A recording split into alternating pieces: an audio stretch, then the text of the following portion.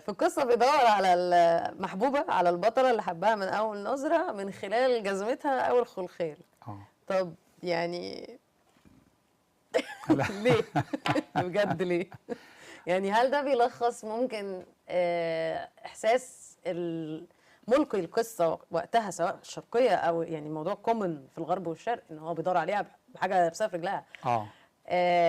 بنظرة الراجل للست في العام، ان هو انا بعلمها بحاجة وخلاص؟ لا، هو الحاجة اللي بيقدر يوصل بيها ليها، يعني لهذه البنت الحاجة اللي بيقدر لما بيدور بيوصل بيها، هي دي الحاجة البسيطة اللي موجودة عندها، وهي كل ما تمتلكه من حاجة قيمة وفي نفس الوقت هي شيء بسيط. يعني تمتلك حاجتين، دي كل القيمة الكبيرة اللي كانت موجودة، الحذاء الشيك اللي هي لابساه والأنيق، او الخلخال اللي ممكن يكون نوعا ما اغلى حاجه من اللي هي لابساهم، فهو ده بيخليه يعني ايه يوصل من خلال اشياء جميله انيقه في نفس الوقت اغلى حاجه عندها تعتبر في الناحيه الماديه.